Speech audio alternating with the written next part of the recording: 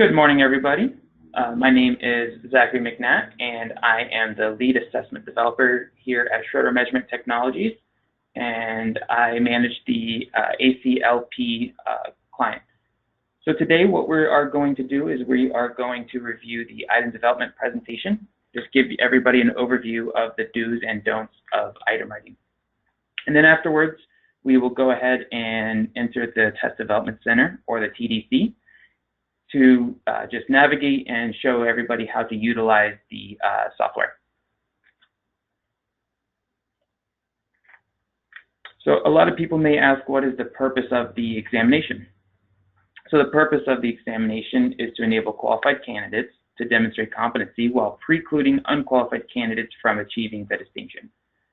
So basically what we want to do is we want to create an examination that is defensible, and it gives competent candidates the ability or the potential to pass the exam and practice safely, while disqualifying or unqualifying candidates that are either test-wise or are just good at guessing based off of formatting.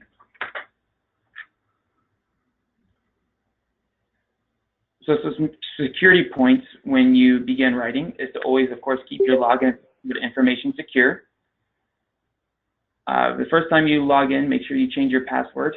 When I reset everybody's passwords, that should prompt you to automatically do that. Make sure you always access the Test Development Center from a secure location with a trusted connection. Don't go to like a Dunkin' Donuts or Starbucks or something where it's free Wi-Fi without a password. You always want to make sure it is a secure, password-protected Wi-Fi. Log out and close your browser when leaving your computer unattended or ending a session. If you are even in a public place that has a password-protected Wi-Fi, of course, don't leave up your computer with an item on your screen. That could potentially be an item that's going to be used in the future, and you don't want somebody to be able to access that item without it before it ever going to be tested. And of course, never discuss item or exam content with anyone outside of the S&T test development staff, anybody that works with S&T, such as myself, or the exam SME development committee, which is everybody on this call now, the items writers and reviewers.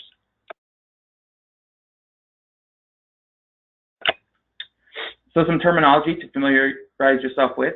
An SME is a subject matter expert, which is an individual who exhibits the highest level of knowledge, skills, or ability related to a specific topic or practice. Again, that is everybody that is on this call. If you're certified as a CLP, you're an SME. An item is the STEM and related options, which is basically the entire question, as people refer to it. The STEM is the portion of the item that presents the stimulus to which the candidate must respond. The options are responses to the problem presented in the STEM, or A, B, C, and D. And the key is the one option that provides the correct response to the STEM or the correct answer. And distractors are options that are incorrect or incorrect answers. So just to show everybody what an item could look like, here's the entire item. So it's asking the STEM, what color pill does Neo choose to take in the matrix? All of the options, A, B, C, and D. There is only one correct key or answer. And the other three options are your distractors.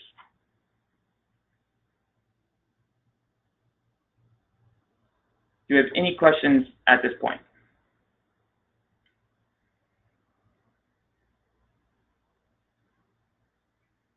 Okay, moving to the next slide.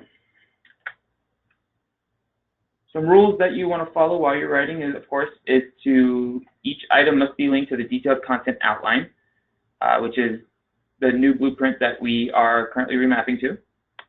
The items must be true in theory and practice, and items must be supported by a valid reference or any material that's approved by ACLP. So to show you two different formats that we generally follow, On the left, we have a direct format, or it's basically the stem is a question. As you see, what is the largest body of water on Earth? Question mark, and then your 4 options. And then on the right is a completion, which is basically a complete the sentence kind of statement. So now we're going to look at a couple formats that we try to avoid, or as we can refer to it as the no good, just bad, and the plain old ugly. First one is fill in the blank. We try to avoid fill in the blank as it usually doesn't test highly or very well for discrimination, and we've even found candidates try to fit which option best fits the blank. So to eliminate that, we just don't put any fill in the blanks in the middle of the stem. As you saw in the previous slide there, completions format is kind of like fill in the blank, but it's completing the end of the sentence, which is acceptable. Next are true or false. When you have a true or false question, you can only give 2 options. And by giving 2 options to a candidate that's just test competent, you're already giving somebody a 50% chance of answering the item correctly without knowing anything about what is being asked.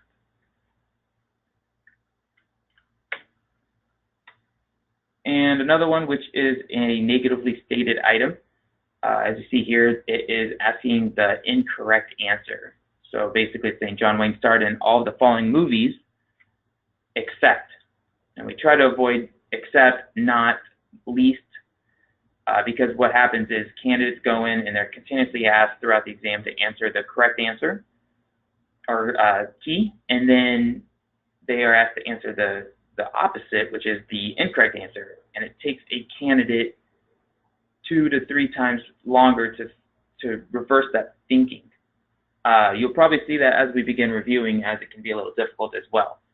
So yeah, try to avoid negatives, try to make a correct answer, and find 3 distractors that are incorrect.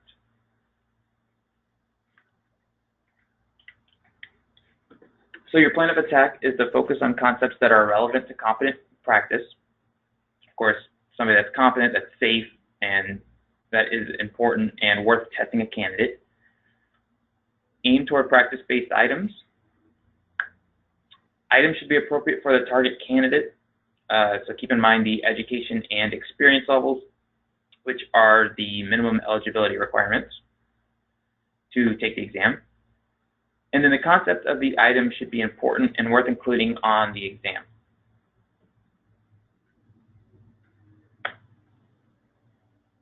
So the strategy is to present a single problem in your item.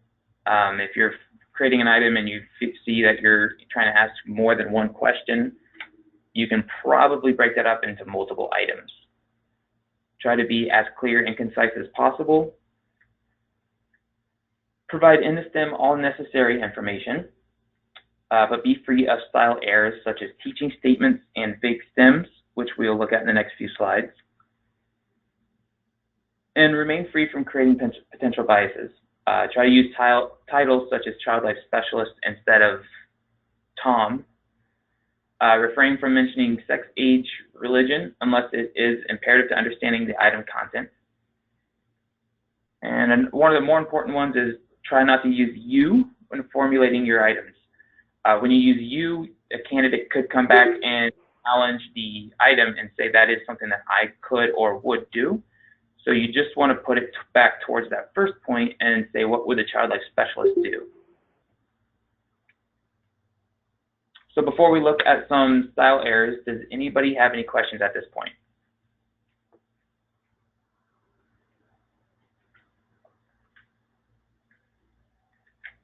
Okay. So the first one we're going to look at is a teaching statement. So just to read it really quickly, the pieces on chessboard are the king, queen, bishop, knights, rooks, and pawn, which chess piece was originally called the elephant.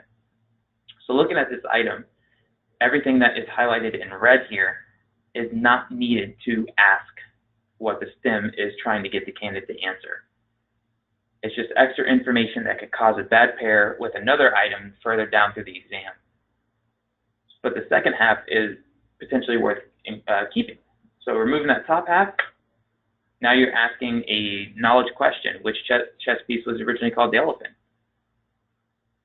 And a candidate must recall something that they've learned in a book or in a class or any other method. You're not giving them any additional information. The next style error is a vague stem. Vague stems we try to avoid just because you can provide way too many different styles of options here. So the question here is, Leonardo da Vinci was. Well, what was he? If somebody never learned specifically about Leonardo da Vinci or had enough information, still, some of this could be potentially correct. Is he an artist, born in the United States, a vegetarian, or a twin? You could probably potentially eliminate born in the United States, but we don't really know if he was a vegetarian. So you could have potentially two keys here.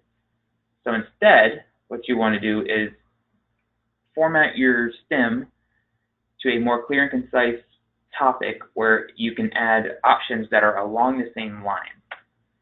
So now we say, which of the following works of art was created by Leonardo da Vinci? Whereas these options are not necessarily all paintings or pictures or drawings, they're still all works of art.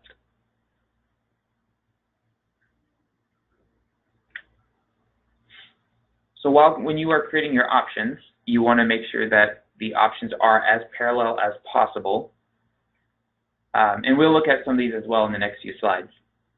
One clear and unique key. You don't want to have two keys or correct answers, or one that is correct but another is more correct.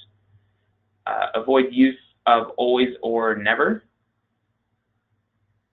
Distractors are real and plausible, and they can be attractive, but we don't want to trick a candidate. Numeric options are ascending or descending order. Basically, if you have 1, 2, 3, 4, or 4, 3, 2, 1, just make sure that they are ascending or descending. And of course, do not use all of the above or none of the above, and do not combine options. So if A, B, A, B, and C are all correct, you don't want to have D say all the above, and it's the more correct answer. You want somebody to answer based off of knowledge, not just with combining information.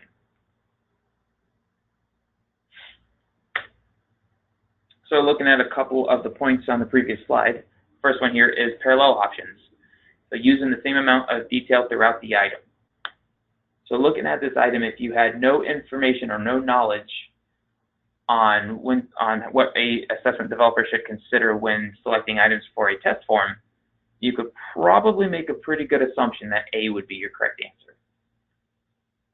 B has two thoughts or two concepts, which is item author and date written. C has one, which is last date used, and D has two. However, A has content sampling, item statistics, key distribution, cluing, and duplicative content. That sounds like a more correct answer, and it's just a lot more information there. So we want to try to either keep everything down to one or two thoughts. You don't want to have one sticking out like a sore thumb. Next is subsets. So this is kind of basically goes along the lines where we don't want to have a correct answer, but something is more correct, or some of the options can be contained, which could be the all of the above answer. So the first step in a tattoo service, we have confirm service, collect client demographic information, and gather client medical history. All of that could technically be a first step in the service. However, conducted client consultation contains all of A, B, and C, which would be your more correct answer. So you want to, again, provide one correct key and 3 distractors or incorrect answers.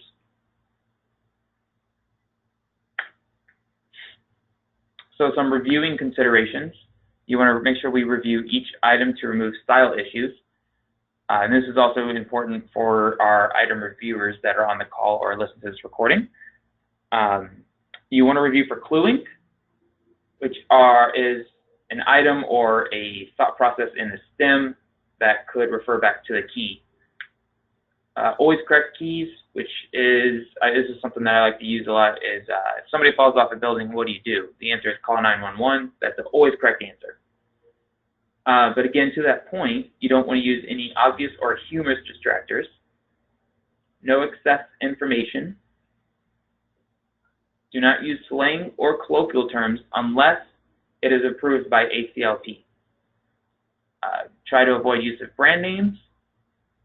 And as we do have on the left point here, incorrect spelling or grammar, it is good to try to stick to that, but we do have an editor in-house if anything is missed or overlooked. So I wouldn't make it the end-all be-all point. So before we look on the next few slides to see some of these points, does anybody have any questions here?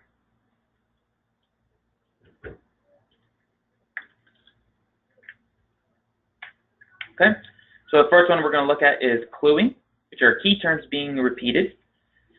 So if you've never seen the movie Big, you could probably make an assumption that D delta here, whether it was highlighted red or not, would be your correct answer. So a good way to correct this would either to be remove big from either the key or the stem, or you can add it in like such.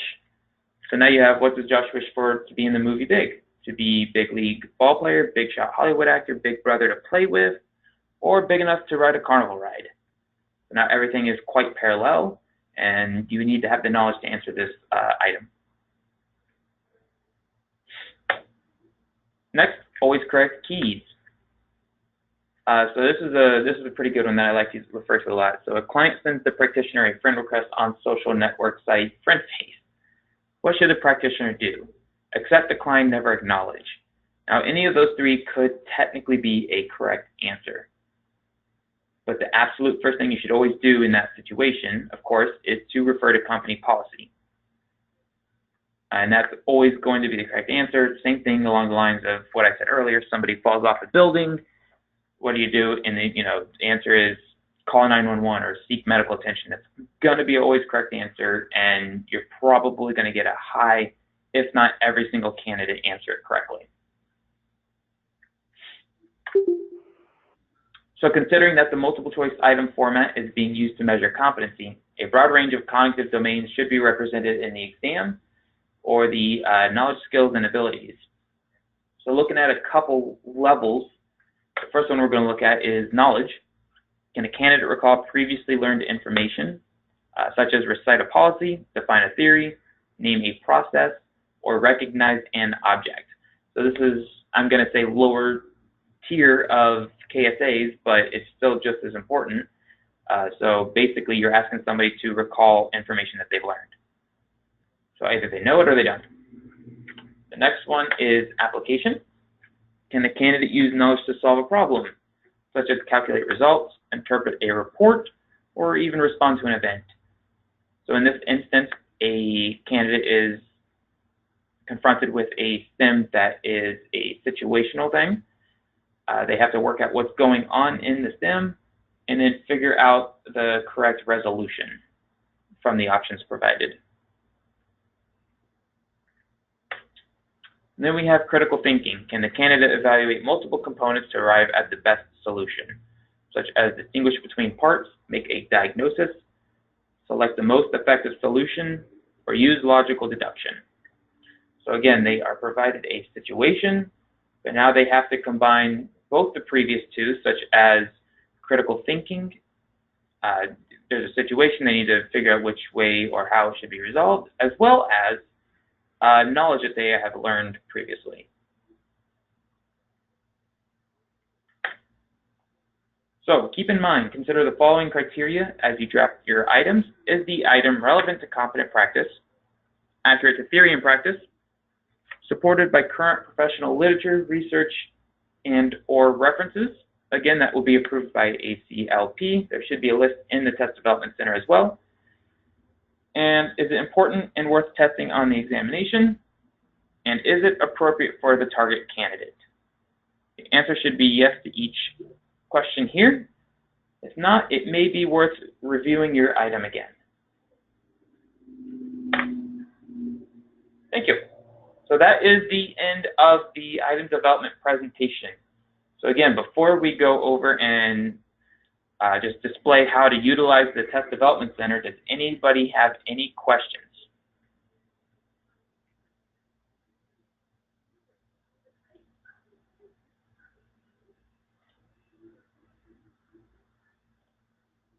Okay, so let me pull it up really quick.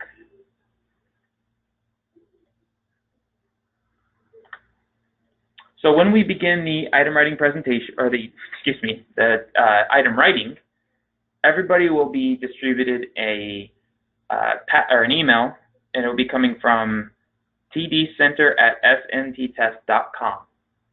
That hasn't been sent as of yet. It should be sent just to give an absolute date or a time frame sometime next week between the 10th and the 14th of September. When you receive that email, it will have your user ID, which will be your first initial last name, and then you will have a temporary password.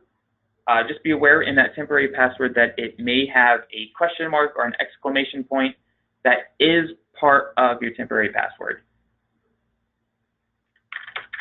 And once you have both and a link to the Test Development Center, which should be the CLCIOW, you will log in. Now, when you first log in, you will actually be brought up to the screen here for the first time when you log in with a temporary password. So you will re-enter your temporary password at the current password field, and then type 2 times, once on the new password and retype new password, a unique password that only you know. And once you hit change password, it will bring you back here to the home screen. So you will want to make sure that the only bank that's here listed is the CLCOIW. If that is not listed or you have something completely different, please contact me immediately. If everybody doesn't have my email, it will be zmcnat@smttest.com. And if you need those letters from my first initial last name, again, that was with what I signed on with roughly about 30 seconds ago in this presentation. So once everything looks okay, you will go ahead and hit begin right below. Then you should be at the main menu, and the only access you should have is item development. Once in the item development menu, you will want to go ahead and hit create edit.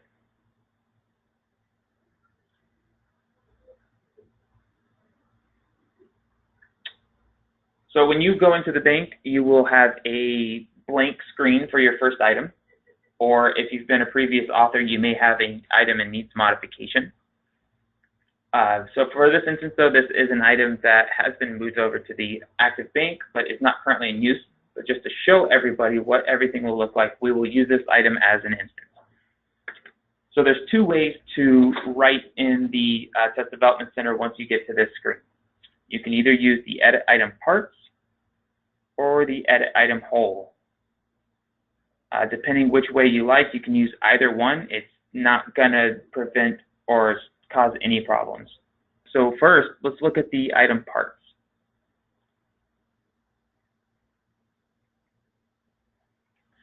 So what it's going to do is it's going to pull up your stem here in the center of your screen, and then it's going to separate each option on the right-hand side for you to list. Once you click inside one, you will have a toolbar that populates up top. If you're familiar with using Word, a lot of those functions are what's up there, such as bolding, underlining, italicizing, subscripts, superscripts, and so forth. I really wouldn't mess with changing the font or anything because there's going to be a stock template that goes into the testing center or database. So once you write your items here and your stem and your options, you will want to go ahead and hit refresh preview. All that's going to do is it's going to populate the entirety of your item down here. Once that looks good, you will want to hit the return button.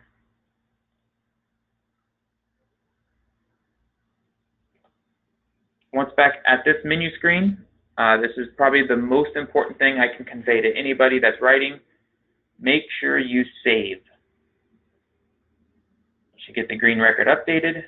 Just to show you again, hit the save button, record updated. There is a 10 to 15 minute security protocol that is built into this database. So once you open the writing screen, it starts a counter. Even if you're typing, it's not going to change, or it's going to continuously count until you return back to the other screen. If you think that you're writing beyond 10 minutes, I would highly recommend returning and pressing save. Or you can write into a separate document and then place it back into the TDC once completed. So just to show you the other version as well, I think this one's a little easier if you haven't written before, or just to see everything, how it will look for the most part at item whole. And it kind of lays out everything as if it would be at a testing center. You're going to have your stem on the top, and then your options. Again, once you begin typing on one of the fields, you'll get your toolbar. There is no refresh preview here, as this is the preview.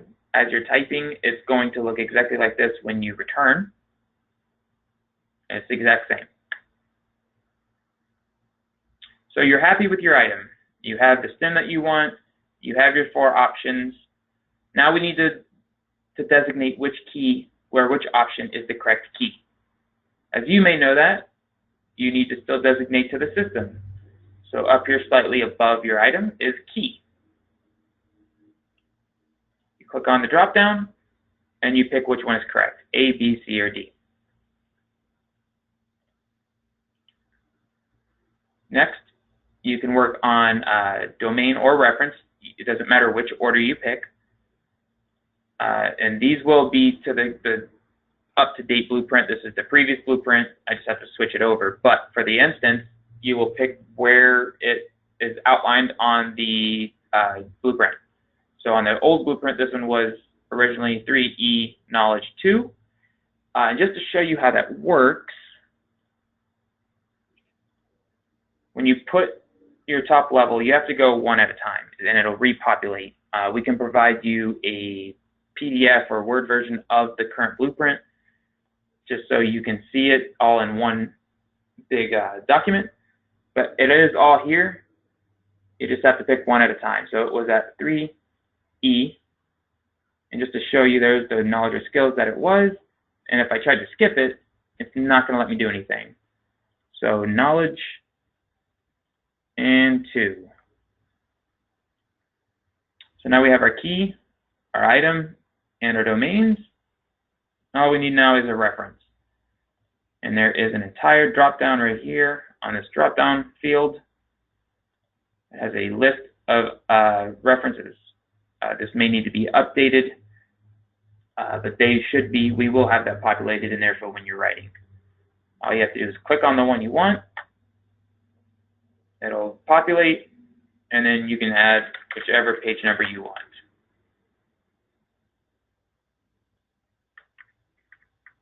So just to remove that for that item, just get it back where it was. And of course, the most important thing, again, I'm going to probably say this 2 or 3 more times, press save.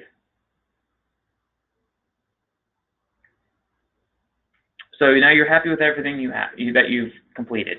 You have your key,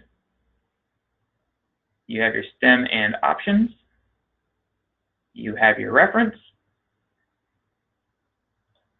and your domain. So everything is happy, you're good, you're happy with it. So the next step as a writer is to change your status, which will start in draft, to ready for coach review. When you move your item to ready for coach review and you press save and you navigate away from this item, as a writer, you can no longer see this item. Only your coach can see it. So make sure when it is still currently in draft that you are happy and content with everything that you have written. So again, it starts in draft. When you're completed with the item, you designated a key, you assigned a domain and reference,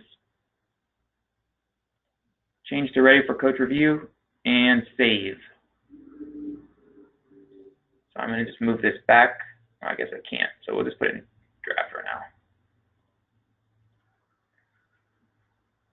So now you're done with the item. It's sent over for ready for coach review. your coach has it, and you're ready to move on to your next item. There is an option right here next to save called Add New. Go ahead and click that. It will prompt you if you want to add a new item. Hit OK. And there you go. It brings up a new item number, which in this instance is 552. And now it is a brand new, fresh slate to write on. No stemmer options, no key. It starts in draft. No reference. No domain. So before I show you how to use the search function to find your items, does anybody have any questions about writing in the Test Development Center?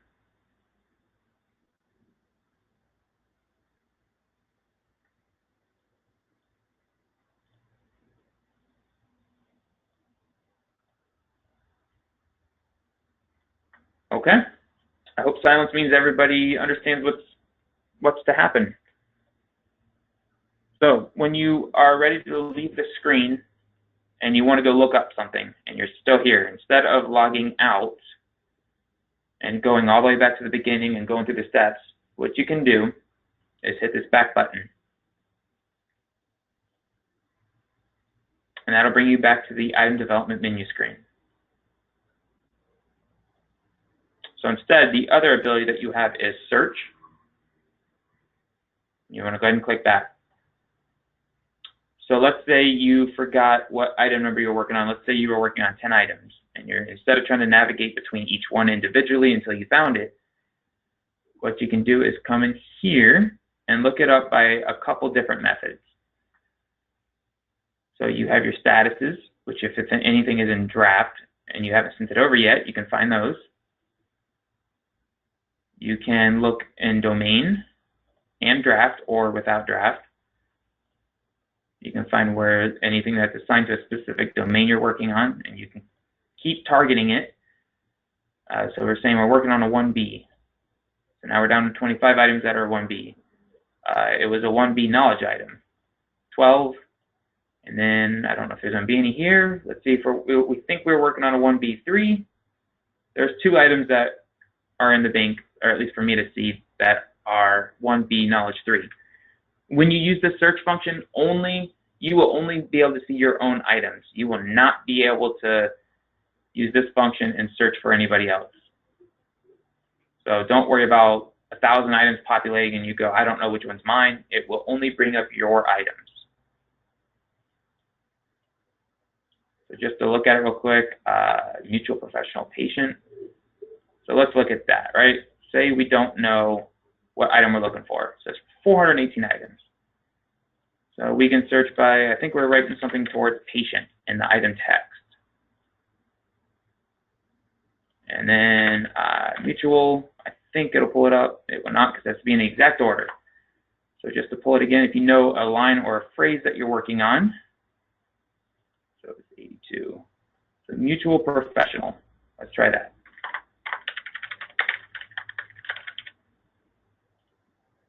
There you go. That's the only item in the bank that has those strings or words in order, mutual professional. So you can click on it, and then you can hit review, and it will actually bring you right back to this screen once on that item number.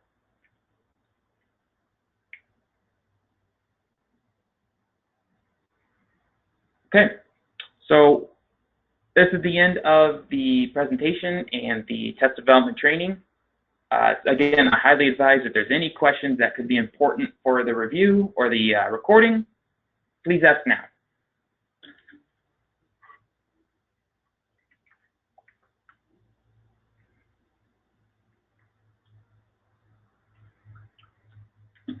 Okay, so thank you everybody for taking the time out of your day to join this webinar recording that will be put online for everybody to either watch again or somebody that hasn't or was unable to participate in this call.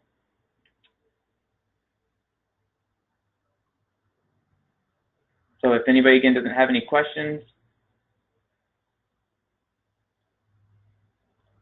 have a great rest of your day, and I will be talking with everybody soon. Sarah, do you want to mention the enhanced training? Sure. I'm sure. I think, Sarah, do you have that information? So it's going to be on September 11th, which is Tuesday, from,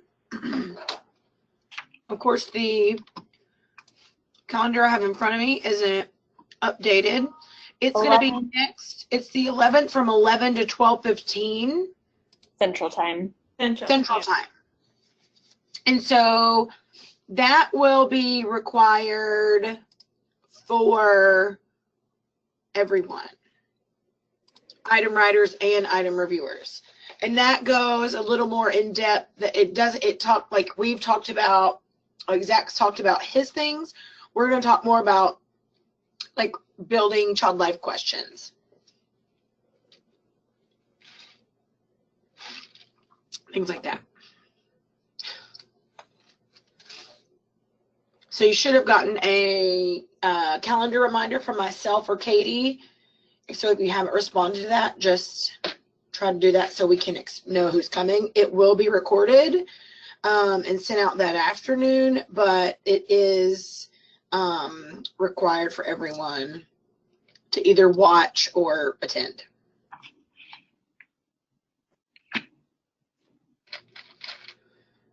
Perfect. And another point I just wanted to point out to everybody, not necessarily pertaining directly to item writing, but I sent out an email earlier today for affidavits. Oh, yeah. If you received that email, excluding Amy Enright and Sarah Reynolds, you guys were copied just to see the email that went out. Okay. You need to fill out an up-to-date affidavit for us to have on file. The link should be provided and some instructions within that email.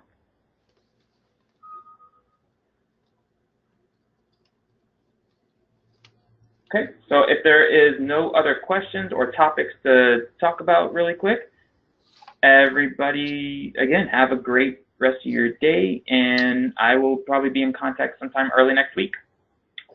Thank you, Zach. Thanks so much. Thank you. Thank you, everybody.